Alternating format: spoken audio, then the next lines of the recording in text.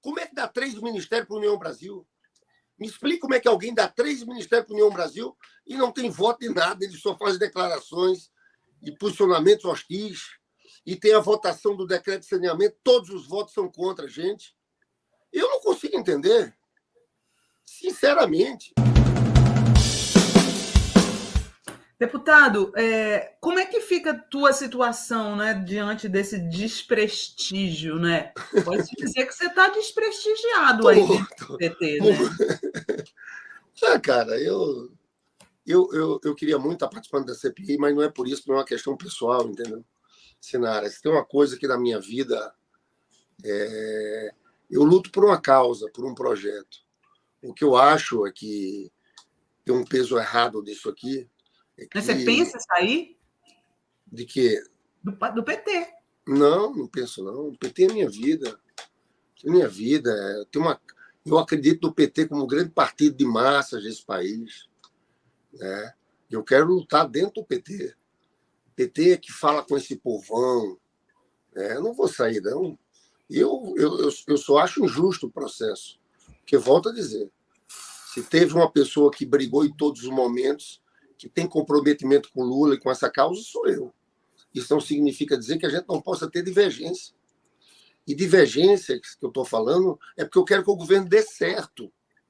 Eu fiquei chateado quando teve uma matéria, eu falei da matéria da jornalista Vera Rosa, que dizia o seguinte: não, que alguém do Palácio tinha dito, não, se quer o bônus de participar de uma CPI, não pode criticar medidas tipo impopulares como arcabouço fiscal. O arcabouço não é impopular nem popular, ninguém sabe o que é arcabouço.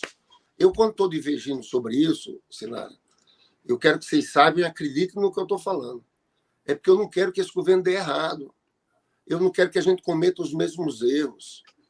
Eu estava lá no Senado, era senador em 2015, quando a gente nomeou Joaquim Levy ministro da Fazenda.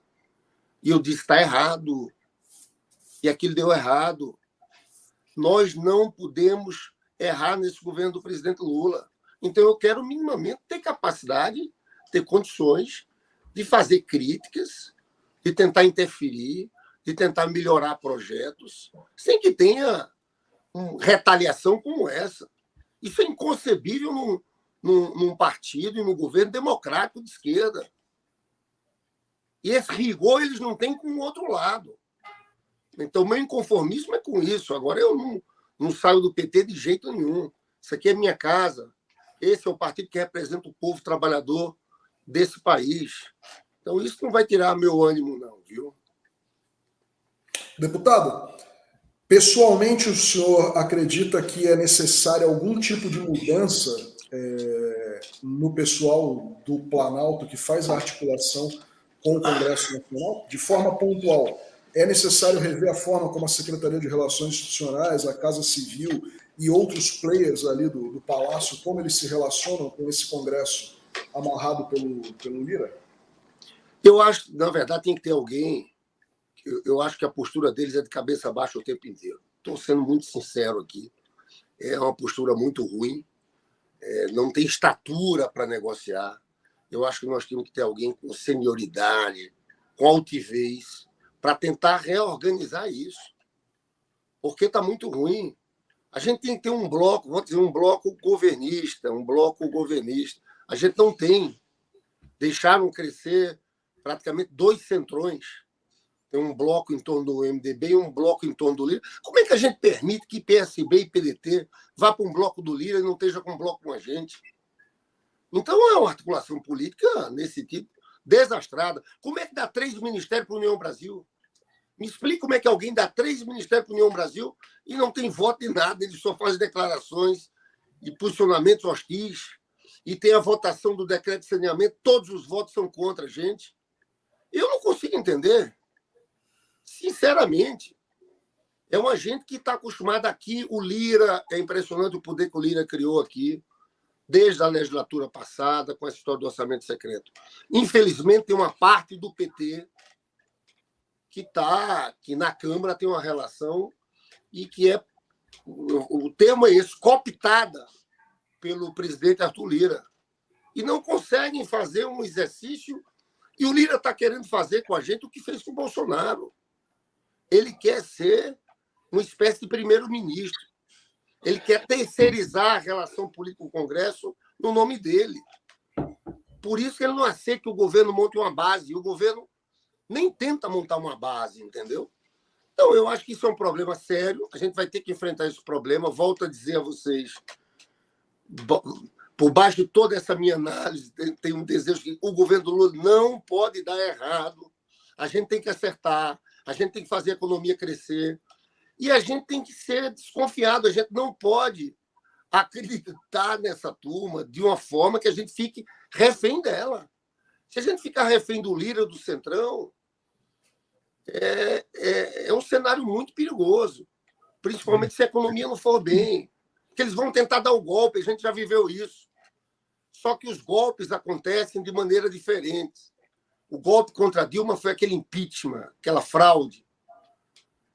A minha preocupação de um golpe contra o Lula é esvaziar os poderes do Lula, é tentar transformar o Lula numa rainha da Inglaterra. Olha só, eu vou passar para o Mauro. Mauro, última pergunta, tá? E a gente já libera o deputado.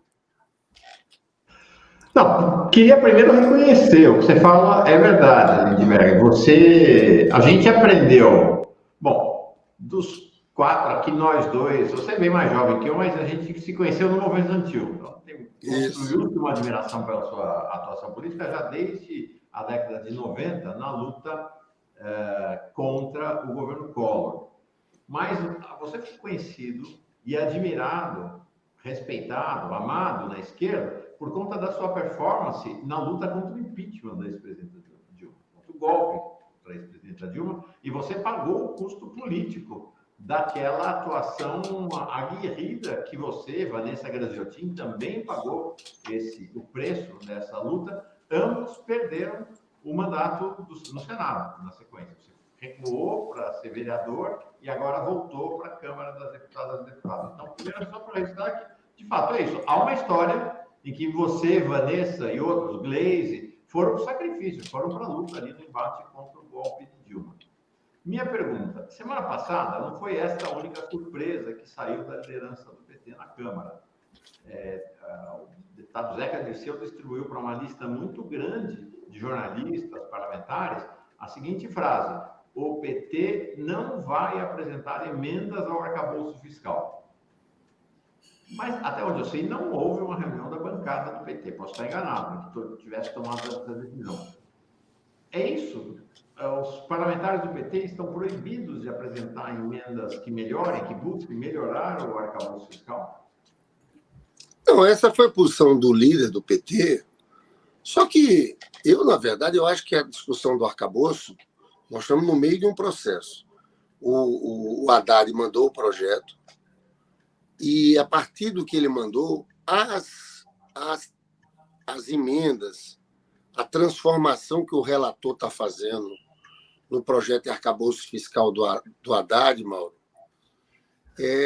tornam elas impossíveis de serem apoiadas pelo governo e pela esquerda. Como é que a gente vai colocar gatilhos que impeçam a política de valorização do salário mínimo?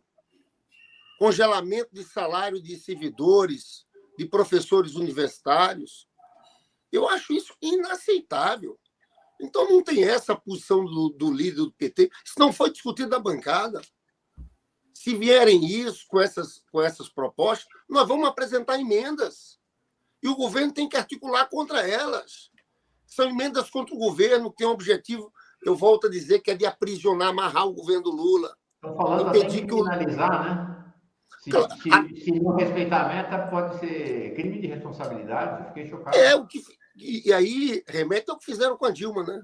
Você sabe que a Dilma foi caçada, uma mulher honesta como aquela, foi caçada, em tese, por crime de responsabilidade em cima de questões fiscais, pedaladas fiscais que não existiram. Então, faz parte dessa armação. Estão querendo amarrar o governo do presidente Lula. E eu fico angustiado porque não sei se ele está percebendo isso.